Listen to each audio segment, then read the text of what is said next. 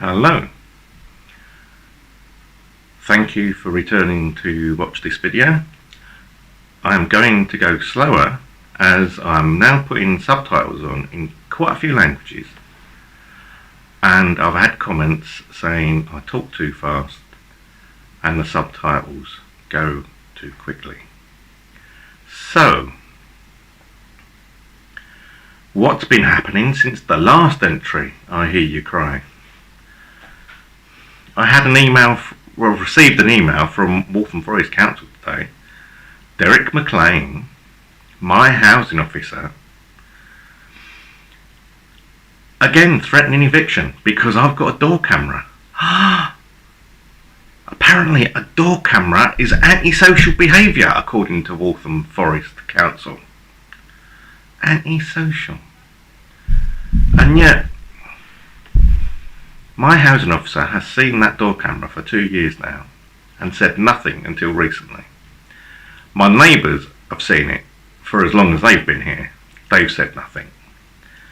Up until the point I watched someone breaking the COVID restrictions back in April, and I reported them to the police, and then all of a sudden, we don't like the door camera.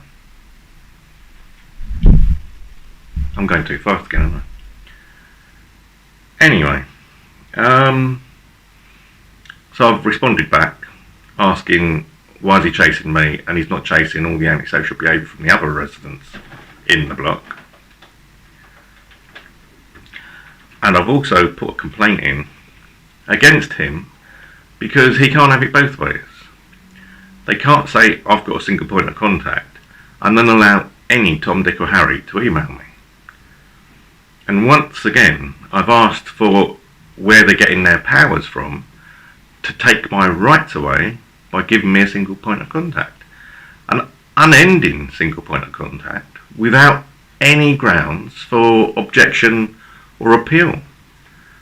A single point of contact which, as far as I can see, is only empowered by the behaviour and vexatiousness policy that was enacted by Waltham Forest Council in January this year, which they say it isn't being empowered under, but they refuse to tell me under where they're getting their powers from to restrict my rights. And what have I done wrong, apart from ask questions and try to get them to enforce powers on others that they're supposed to be enforcing? I've tried getting in touch with my MP again. His office hasn't called me back again, despite the fact they said they were going to. I've left a message for Emma Best, the Deputy Chair of the Conservative Party in Woodford and Chingford, who's my MP's party. I've left a message for the Housing Ombudsman. I've sent an email to my councillors. Apparently I was told that councillors don't need to talk to people to take action on your behalf.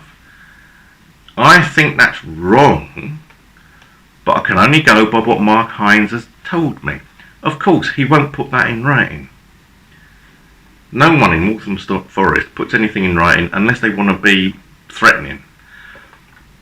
So I've also put another complaint in to Antisocial Behaviour Team to lodge a complaint against my housing officer for being threatening and intimidating, which is an antisocial behaviour. Or is he exempt because he works for the council? It's only residents that are under the requirements of their policies. If they are exempt, tell me they're exempt. And why they're exempt. What powers. This is what Waltham Forest Council and other councils do not understand. They can't just, as is the case on the Information Commissioner's website, because I formed part of the are you alright there, Casper? I helped form the precedent for this. They have to explain their answers and their actions. They cannot just say you have a single point of contact or tell you why they are giving you a single point of contact. It has to be seen to be fair and reasonable. They have to explain where they're getting the power from, why they're giving me a single point of contact, not just because they don't like me asking questions, which is what it comes down to. Waltham Forest don't want to answer questions.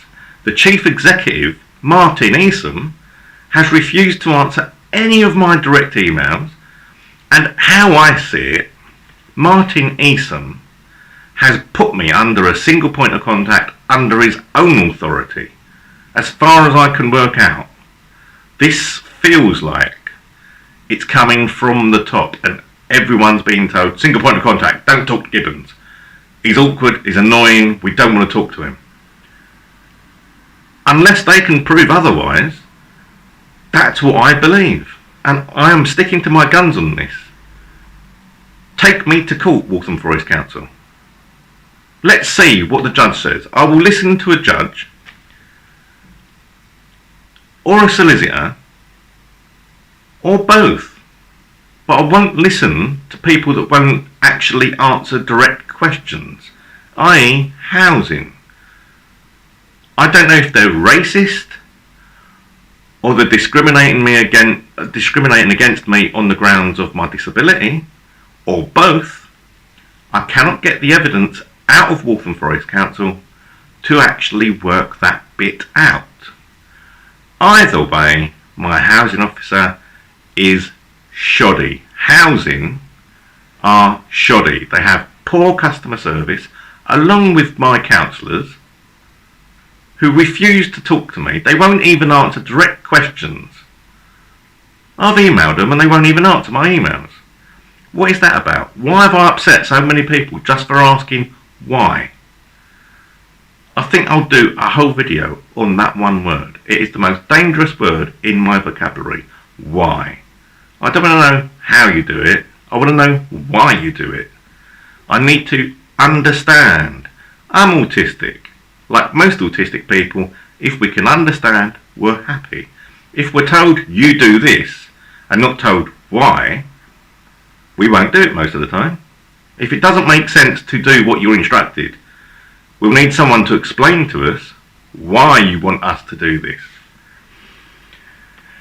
I don't know. I think I've been talking too fast again. Sorry, people across the globe.